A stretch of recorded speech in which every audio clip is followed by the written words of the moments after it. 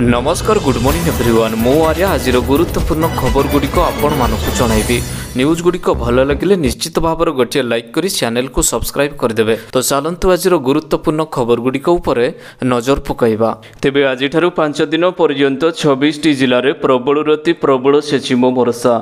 तेबे लघुचाप प्रभाव में उत्तर एवं पश्चिम ओडिशा रे अधिक वर्षा हेबो बोली पाणीपाग विभाग पूर्वानुमानटी करिछि। 19 तारिख पर्यंत ओडिशार विस्तृत अंचल में वर्षा हेबो बोली भारतीय पाणीपाग विभाग तार विस्तारित आकलन में दर्शाई अछि। प्रबल वर्षा पई राज्यर किछि अंचल में स्वल्परू मध्यम धरणर अचानक बन्या स्थिति सृष्टि हेबार संभावना रहिछि। एथिबाई सतर्क जारी करा जाई अछि। सेहिभଳି 22 रु 28 अगस्त पर्यंत राज्य में स्वाभाविक बा स्वाभाविक ठारू अधिक वर्षा हेबो बोली एही आकलन में कुआजाई अछि। शनिवार उत्तर ओडिशार किछि स्थान में प्रबल रति प्रबल वर्षा होइथिला। शनिवार मयूरभंज केन्दुझर बालेश्वर और भद्रक जिले में अति प्रबल वर्षा होइथिबारु एही सबु जिला को ऑरेंज वार्निंग टी जारी करा जाई अछि। सेहिपरि आज सुंदरगढ़ झारसुगुड़ा संबलपुर देवगढ़ बरगढ़ नुआपड़ा बलांगीर बौद्ध और सोनपुर प्रबल वर्षा हेबा नै येलो वार्निंग टी जारी करा जाई अछि। परवर्ती खबर समस्त महिला मानंकु सरकार देवे 11,000 टंका। तेबे महिला मानंको पाई नियमित समय अंतराल रे विभिन्न योजना कार्यकारी करुछंती सरकार। वर्तमान एबणी ही एक योजना कार्यकारी करिसंती सरकार। ए योजना रे शामिल हेइथिबा महिला मानंकु 11,000 टंका जोगाई देवे केंद्र सरकार। एही योजनार नामटी हेउची प्रधानमंत्री मातृ वंदना योजना। महिला मानंको पाई भारत सरकार महिला शिशु एवं विकास विभाग द्वारा यह योजनाटी आयोजित करा जाई अछि। यह योजना देशर महिला मानंकु अनेक सुविधा जोगाई देउछि। प्रधानमंत्री मातृ वंदना योजना अधीन रे गर्भवती मानंकु विभिन्न किस्ती रे 11,000 टंका पर्यंत आर्थिक सहायता प्रदान करा जाउ अछि। परवर्ती खबर राशन कार्ड को नहीं आसिला बड़ अपडेट। तेबे राशन कार्ड को नहीं सरकार नेले बड़ पदक्षेप। जदि आपणक निकट में एथिरु कोनोसी भी प्रमाणपत्र थाई आपण राशन कार्ड रे हिताधिकारी अटंती तेबे एणिकी आउ काम देबो नाही आपणक राशन कार्ड। तेबे सर्वसाधारणतः साधारण वर्गर लोक मानक पई ए राशन कार्ड रो सुविधाटी तैयारी करा जाई अछि। किंतु किछि एपरि परिस्थिति मध्य देखिबाको मिलिछि जोंथिरे जे राशन कार्ड रो योग्य नुहे तांकु मध्य राशन मिलुअछि। एगु दृष्टि रे रखी सरकार एभଳି एक पदक्षेप नेइछन्ती। जदि आपणकर वार्षिक आय 2 लाख रु अधिक होइथाय तेबे आपण राशन कार्ड रे अंतर्भुक्त हेबे नाही।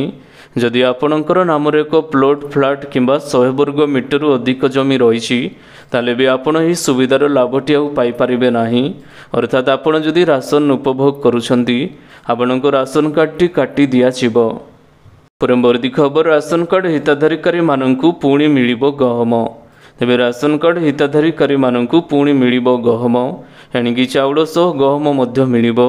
हिताधिकारी को मिलुथिबा चाउलर 20% गहम देबाकू केंद्र खाउटी कल्याण मंत्री निकट में दाबी करिथिबा कहिसंती राज्य खाद्य जोगाण मंत्री कृष्णचंद्र पात्र।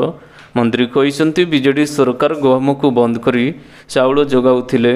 ओडिशा लोक मानक पई गहम पई चाहिदा को दृष्टि रे रखी एबे दाबी रखा जाई अछि। पुणी थरे पूर्व भली गहम मध्य जोगाई दियाजिबो। परवर्ती खबर वर्षर शेष चंद्रग्रहण एही तारिख रे घटिबो। तेबे आसंता सेप्टेम्बर 18 तारिख रे चलित वर्षर शेष चंद्रग्रहणटी संगठित हेबाकू जाउछि। यह एक आंशिक चंद्रग्रहण हेबो जहाँ समग्र विश्व रे प्रभाव पकाइबो।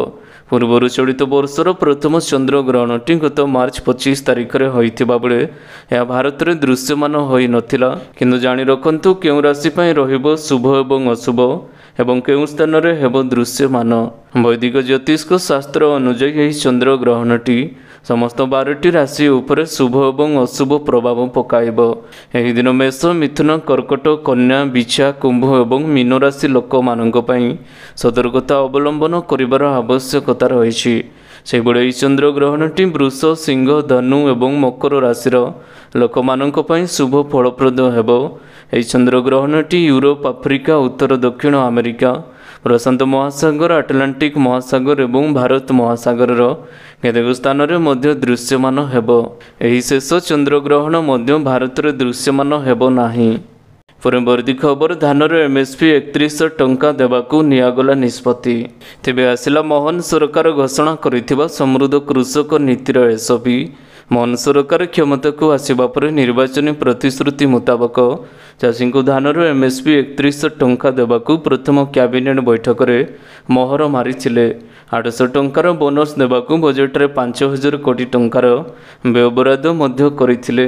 ଚାଷୀଙ୍କ ଆୟ ବଢ଼ାଇବା ଏବଂ ଉତ୍ପାଦର ମୂଲ୍ୟ ବୃଦ୍ଧି ଚାଷୀଙ୍କ ସାମାଜିକ ଆର୍ଥିକ ବିକାଶରେ ସହାୟତା କରିବା ଏବଂ ଉନ୍ନତ ମାନର ବିହନ ସାର ଏବଂ କୀଟନାଶକ ଯୋଗାଇବା ନୂତନ ଜ୍ଞାନକୌଶଳ ଯୋଗାଇ ଦେବା ଚାଷକୁ ଲାଭଦାୟକ କରିବା ଯୋଜନାରେ ସାମିଲ ହେବାର ଯୋଗ୍ୟତା ମଧ୍ୟ ଘୋଷଣା କରିଛନ୍ତି। କ୍ଷୁଦ୍ର ନାମମାତ୍ର ଏବଂ ଭାଗ ଚାଷୀମାନଙ୍କଠାରୁ MSPରେ ଧାନ ଏବେ କିଣିବାକୁ ଯାଉଛନ୍ତି ସରକାର।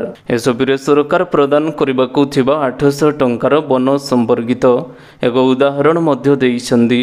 ଜଣେ ଯଦି 200 କ୍ୱିଣ୍ଟାଲ ଧାନ ବିକ୍ରି କରନ୍ତି ତାହେଲେ ତାଙ୍କୁ 1,60,000 ଟଙ୍କା ବୋନସ୍ ଆକାରରେ ଦେବେ ମୋହନ ସରକାର। ଏକର ପିଛା 20 କ୍ୱିଣ୍ଟାଲ ଧାନ ସଂଗ୍ରହ କରିବାକୁ ଧାର୍ଯ୍ୟ କରାଯାଇଥିବାରୁ 200 କ୍ୱିଣ୍ଟାଲ ହରଣ ଏବଂ 20 କ୍ୱିଣ୍ଟାଲ ଗୁଣନ 16,000 ଏପରି ମୋଟ 1,60,000 ଟଙ୍କା ପାଇବେ ଚାଷୀ। ଖରିଫ ସମୟରେ ଚାଷୀମାନଙ୍କଠାରୁ 3100 ଟଙ୍କା MSPରେ ଧାନ କିଣିବେ ସରକାର। ପରବର୍ତ୍ତୀ ଖବର ଅମିନ ପଦ ପାଇଁ ସଂଖ୍ୟାକୁ ନେଇ SSC ଜାରି କଲା କରିସେଣ୍ଡମ୍। ତେବେ ଗତ ମାର୍ଚ୍ଚରେ ରାଜ୍ୟ ସରକାରଙ୍କ ବିଭିନ୍ନ ବିଭାଗରେ ପଦ ପୂରଣ ନେଇ ମିଳିତ ଉଚ୍ଚ ମାଧ୍ୟମିକ ସ୍ତରୀୟ ନିଯୁକ୍ତି ପରୀକ୍ଷା ପଦ ସେବାରେ ବିଜ୍ଞପ୍ତିଟି ଜାରି ହୋଇଅଛି। ପ୍ରାର୍ଥୀମାନେ ବିଭିନ୍ନ ପଦ ପାଇଁ ଆବେଦନ କରିଥିବା ବେଳେ ଏହା ମଧ୍ୟରେ ଅମିନ ପଦ ସଂଖ୍ୟାକୁ ନେଇ ଆସିଛି ଏକ ବଡ଼ ଖବର। ଓଡ଼ିଶା କର୍ମଚାରୀ ଚୟନ ଆୟୋଗ ତରଫରୁ ଅମିନ ପଦ ସଂଖ୍ୟାକୁ ନେଇ କରିଜେଣ୍ଡମ୍ ଜାରି କରାଯାଇଅଛି। ଏହି ପଦରେ ଆବେଦନ କରିଥିବା ପ୍ରାର୍ଥୀମାନେ ନେଇ ଅବଗତ ହେବା ନିହାତି ଜରୁରୀ। ସୂଚନାଯୋଗ୍ୟ ଯେ ଅମିନ ଆୟୁର୍ବେଦିକ ଆସିଷ୍ଟାଣ୍ଟ ହୋମିଓପାଥିକ ଆସିଷ୍ଟାଣ୍ଟ ଏହି ପଦରେ ଆବେଦନ କରିଥିବା ପ୍ରାର୍ଥୀମାନେ ନେଇ ଅବଗତ ହେବା ନିହାତି ଜରୁରୀ। ସୂଚନାଯୋଗ୍ୟ ଯେ ଅମିନ Ayurvedic assistant homeopathic assistant Unani assistant junior ମତ୍ସ୍ୟ ଟେକ୍ନିକାଲ ଆସିଷ୍ଟାଣ୍ଟ କେୟାରଟେକର ପଦକୁ ନେଇ ପ୍ରାର୍ଥୀମାନେ ଅନଲାଇନରେ ଆବେଦନଟି କରିଥିଲେ।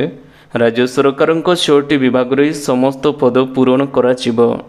ପରବର୍ତ୍ତୀ ଖବର 4096 ପଦ ପୂରଣ ପାଇଁ ରେଲୱେ ପକ୍ଷରୁ ବିଜ୍ଞପ୍ତି ପ୍ରକାଶ। ତେବେ ସରକାରୀ ଚାକିରି ସନ୍ଧାନରେ ରହିଥିବା ଆଶାୟୀମାନଙ୍କ ପାଇଁ ଏବେ ରହିଛି ଏକ ବଡ଼ ଖବର। ରେଲୱେ ପକ୍ଷରୁ 4096ଟି ପଦ ପୂରଣ ପାଇଁ ବିଜ୍ଞପ୍ତି ପ୍ରକାଶ ପାଇଅଛି। ଆକ୍ଟ ଆପ୍ରେଣ୍ଟିସ୍ ପଦରେ ମୋଟ 4096ଟି ପଦ ପୂରଣ କରାଯିବ। ପ୍ରାର୍ଥୀମାନଙ୍କୁ ଏଥିପାଇଁ 100 ଟଙ୍କାର ଆବେଦନ ଫିସ୍ ଜମା କରିବାକୁ ପଡ଼ିବ। ଅନୁସୂଚିତ ଜାତି ଅନୁସୂଚିତ ଜନଜାତି PWD ମହିଳା ପ୍ରାର୍ଥୀମାନଙ୍କ ପାଇଁ ଫିସ୍ ଛାଡ଼ କରାଯାଇଅଛି। ପେମେଣ୍ଟ ଅନଲାଇନ୍ ମୋଡ଼ରେ ଗ୍ରହଣ କରାଯିବ। ପରବର୍ତ୍ତୀ ଖବର NCERT ପ୍ରଫେସର ନିଯୁକ୍ତି ଆବେଦନର ସମୟସୀମା ହେଲା ବୃଦ୍ଧି। ତେବେ ଜାତୀୟ ଶୈକ୍ଷିକ ଗବେଷଣା ଏବଂ ଟ୍ରେନିଂ ପରିଷଦର NCERT ପକ୍ଷରୁ ଆସିଛି ଏବେ ଏକ ବଡ଼ ଅପଡେଟ୍। ପ୍ରଫେସର ଆସିଷ୍ଟାଣ୍ଟ ପ୍ରଫେସର ଏବଂ ଆସୋସିଏଟ୍ ପ୍ରଫେସର ପଦର ଆବେଦନ ଅବଧି ବୃଦ୍ଧି କରାଯାଇଅଛି। ମୋଟ 123ଟି ପଦ ପାଇଁ ପ୍ରାର୍ଥୀମାନେ ଜୁଲାଇ 27ରୁ ଅନଲାଇନରେ ଆବେଦନ କରିଥିବା ବେଳେ ଅଗଷ୍ଟ 16 ତାରିଖରେ ଶେଷ ରହିଥିଲା। ତେବେ ଉକ୍ତ ଅବଧି ଏବେ ଅଗଷ୍ଟ 27 ତାରିଖ ପର୍ଯ୍ୟନ୍ତ ବୃଦ୍ଧି କରାଯାଇଅଛି। ଏନେଇ NCERT ତରଫରୁ ଏକ ବିଜ୍ଞପ୍ତି ଜାରି କରି ସୂଚନା ପ୍ରଦାନ କରାଯାଇଅଛି। ପରବର୍ତ୍ତୀ ଖବର BSNLର ସବୁଠାରୁ ଶସ୍ତା ପ୍ଲାନ୍ ମାତ୍ର 6.23 ଟଙ୍କାରେ ମିଳିବ ଦୈନିକ 2 GB ଡାଟା। ତେବେ ଜୁଲାଇ 2024ରେ ଭାରତର ସମସ୍ତ ପ୍ରମୁଖ ଟେଲିକମ୍ କମ୍ପାନୀ ସେମାନଙ୍କର ପୋଷ୍ଟପେଡ୍ ଏବଂ ପ୍ରିପେଡ୍ ରିଚାର୍ଜ ପ୍ଲାନ୍ ମୂଲ୍ୟରେ ଯଥେଷ୍ଟ ବୃଦ୍ଧି କରିଥିଲେ। ରିଲାଏନ୍ସ ଜିଓ ଏୟାରଟେଲ୍ ଏବଂ ଭୋଡାଫୋନ୍ ଆଇଡିଆ ନିଜର ପ୍ରାୟ ସମସ୍ତ ରିଚାର୍ଜ ପ୍ଲାନ୍ର ମୂଲ୍ୟଟି 20ରୁ 30% ବୃଦ୍ଧି କରିଛନ୍ତି। ଫଳରେ ସାରା ଦେଶରେ ଟେଲିକମ୍ ଉପଭୋକ୍ତାମାନେ ପ୍ରଭାବିତ ହୋଇଛନ୍ତି। ଏହି ସୁଯୋଗର ସବୁଠାରୁ ବଡ଼ ଫାଇଦା ନେଇଛି ଭାରତର ସରକାରୀ ଟେଲିକମ୍ କମ୍ପାନୀ BSNL। BSNL ନିଜର ଶସ୍ତା ରିଚାର୍ଜ ପ୍ଲାନ୍ ବିଷୟରେ ଲୋକମାନଙ୍କୁ ବହୁତ ଆକର୍ଷଣୀୟ ଢଙ୍ଗ କହିଥିଲା। ଗ୍ରାହକମାନେ BSNL ପ୍ରତି ଆକୃଷ୍ଟ ହୋଇଥିଲେ। BSNLର ଏହି ପ୍ଲାନ୍ର ମୂଲ୍ୟ 997 ଟଙ୍କା ରହିଛି। ଏହି ପ୍ଲାନ୍ର ବୈଧତା 160 ଦିନ ରହିବ। ଏଥିରେ ୟୁଜର୍ସକୁ ପ୍ରତିଦିନ 2 GB ଡାଟା ମଧ୍ୟ ମିଳୁଛି, ଅର୍ଥାତ୍ ୟୁଜର୍ସକୁ ମୋଟ 320 GB ଡାଟା ମିଳିବ। ଏହା ବ୍ୟତୀତ ଏହି ପ୍ଲାନ୍ରେ ଅନଲିମିଟେଡ୍ କଲିଂ ଏବଂ 100ଟି SMSର ସୁବିଧା ମଧ୍ୟ ରହିଛି। ପରବର୍ତ୍ତୀ ଖବର ସ୍ୱିଡେନରେ ପ୍ରଥମ ମଙ୍କିପକ୍ସ ମାମଲା ଚିହ୍ନଟ। ତେବେ ବଢ଼ୁଛି ମଙ୍କିପକ୍ସ ବା ଏମ୍ପକ୍ସର ଚିନ୍ତା। 116ଟି ଦେଶରେ ଗ୍ରେଡ୍ 3 ସଂକ୍ରମଣ ବ୍ୟାପିବା ପରେ ବିଶ୍ୱ ସ୍ୱାସ୍ଥ୍ୟ ସଂଗଠନ ପକ୍ଷରୁ ଏହାକୁ public health emergency of global concern ସ୍ଥିତ ଘୋଷଣା କରାଯାଇଅଛି। ତେବେ ଏହାର ଦିନକ ପରେ ସ୍ୱିଡେନର ପ୍ରଥମ ମଙ୍କିପକ୍ସ ମାମଲା ଚିହ୍ନଟ ହୋଇଥିବା ଏବେ ଜଣାପଡ଼ିଅଛି। ଏହା ଖୁବ୍ ଶୀଘ୍ର ୟୁରୋପ ମହାଦେଶକୁ ବ୍ୟାପିବାର ବୋଲି WHO ଚେତାବନୀ ଦେଇଅଛି। ଏହାରି ମଧ୍ୟରେ ଗତକାଲି ସ୍ୱିଡେନରେ ପ୍ରଥମ ମଙ୍କିପକ୍ସ ମାମଲାଟି ଚିହ୍ନଟ ହୋଇଅଛି। ପରବର୍ତ୍ତୀ ଖବର ସାମାନ୍ୟ ବୃଦ୍ଧି ପାଇଲା ସୁନା ଏବଂ ରୂପାର ଦର। ତେବେ ଦେଶରେ ସୁନା ଏବଂ ରୂପାର ନୂଆ ଦର ଲାଗୁ କରାଯାଇଛି। ବିଭିନ୍ନ ସହରରେ ଆଜି ସୁନାର ଦର ବୃଦ୍ଧି ପାଇଥିବା ଦେଖିବାକୁ ମିଳୁଛି। ସୁନା କିଣିବାକୁ ଯାଉଥିଲେ ନଜର ପକାନ୍ତୁ ଆଜିର ଦାମ। ଆଜି ଭାରତୀୟ ବଜାରରେ 22 କ୍ୟାରେଟ୍ ସୁନାର ଦର 10 ଗ୍ରାମ ପ୍ରତି 65,650 ଟଙ୍କା ରହିଥିବା ବେଳେ 24 କ୍ୟାରେଟ୍ ସୁନାର ଗ୍ରାମ ପିଛା 71,620 ଟଙ୍କା ରହିଛି। ସେହିପରି ଭୁବନେଶ୍ୱରରେ 22 କ୍ୟାରେଟ୍ ସୁନାର ଦର 65,650 ଟଙ୍କାରେ ପହଞ୍ଚିଥିବା ବେଳେ 24 କ୍ୟାରେଟ୍ ସୁନାର ଦର 71,620 ଟଙ୍କା ରହିଛି। ପରବର୍ତ୍ତୀ ଖବର କାନାରା ବ୍ୟାଙ୍କ ପକ୍ଷରୁ ମେଗା ମେଧାବୃତ୍ତି ବଣ୍ଟନ। ତେବେ କାନାରା ବ୍ୟାଙ୍କର କ୍ଷେତ୍ରୀୟ କାର୍ଯ୍ୟାଳୟ ବ୍ରହ୍ମପୁର ପକ୍ଷରୁ ଏକ ମେଗା ମେଧାବୃତ୍ତି Canara bank doctor Ambedkar Vidyajyoti scholarship ବଣ୍ଟନ ନିକଟ କାର୍ଯ୍ୟକ୍ରମରେ ଅନୁଷ୍ଠିତ ହୋଇଛି। ଏହି ଅବସରରେ ବ୍ରହ୍ମପୁର ବିଧାୟକ କେ ଅନିଲ କୁମାର ଏବଂ ଜିଲ୍ଲା କଲ୍ୟାଣ ଅଧିକାରୀ ଛତ୍ରପୁର ସୁରେଶ ଚନ୍ଦ୍ର ଜିତି ବାବୁ ପ୍ରମୁଖ ସମ୍ମାନ ଅତିଥି ଭାବରେ ଯୋଗଦେଇ ଏହି ମେଗା ମେଧାବୃତ୍ତି ବଣ୍ଟନ କରିଥିଲେ। ଏହି ପରିପ୍ରେକ୍ଷୀରେ କାନାରା ବ୍ୟାଙ୍କର କ୍ଷେତ୍ରୀୟ କାର୍ଯ୍ୟାଳୟ ବ୍ରହ୍ମପୁର ମୁଖ୍ୟ ଜିଭି ରଘୁଶେଷୁ ଅତିଥି ଶିକ୍ଷକ ଏବଂ ଛାତ୍ରଛାତ୍ରୀମାନଙ୍କୁ ସ୍ୱାଗତ କରିବା ସହିତ ମେଧାବୃତ୍ତି ଯୋଜନା ଏବଂ କାନାରା ବ୍ୟାଙ୍କ ବିଷୟରେ ବିସ୍ତୃତ ଭାବରେ ମତ ପ୍ରକାଶ କରିଥିଲେ। ପରବର୍ତ୍ତୀ ଖବର ଖଣିଜ ରୟାଲ୍ଟି ଓଡ଼ିଶା ଉପରେ ନଜର। ତେବେ ଖଣିଜ ପଦାର୍ଥ ଉପରେ ଟିକସ ଲାଗୁ କରିବା ଲାଗି ରାଜ୍ୟଗୁଡ଼ିକୁ ସୁପ୍ରିମକୋର୍ଟ ଅନୁମତି ଦେବା ପରେ ଖଣିଜ କମ୍ପାନୀଗୁଡ଼ିକର ନଜର ଏବେ ଓଡ଼ିଶା ଉପରେ ରହିଛି। ଦେଶରେ 40% ଖଣିଜ ପଦାର୍ଥ ଓଡ଼ିଶାରେ ଉତ୍ପାଦନ କରାଯାଉଅଛି।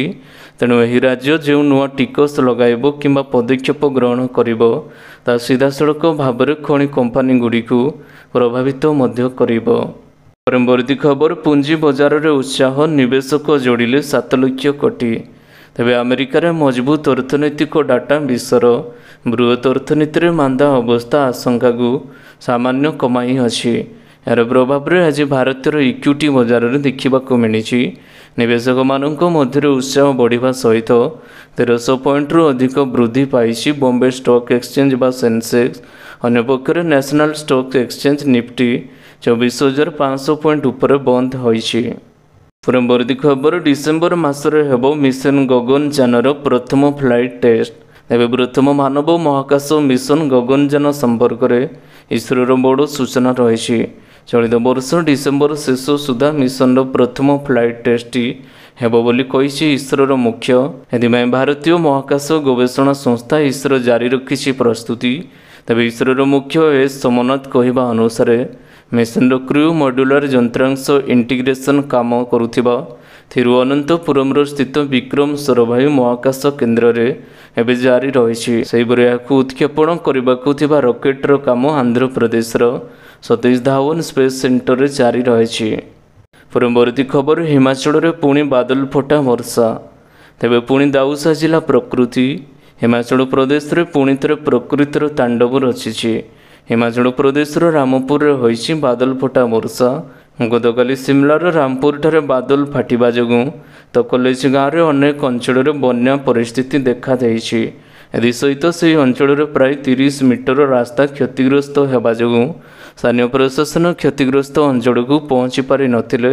ତେବେ ଡେପୁଟି କମିଶନର ଅନୁପମ କଶ୍ୟପଙ୍କ କହିବା ଅନୁଯାୟୀ ତକଲେଜ ଗାଁରେ ବାଦଲ ଫାଟିବା ଖବର ପାଇ ତୁରନ୍ତ ରାମପୁର ଏସ୍ଡିଏମ୍ ନିଶାନ୍ତ ତୋମାରଙ୍କ ନେତୃତ୍ୱରେ ଏକ ଟିମ୍କୁ ଘଟଣାସ୍ଥଳକୁ ପଠାଯାଇଥିଲା।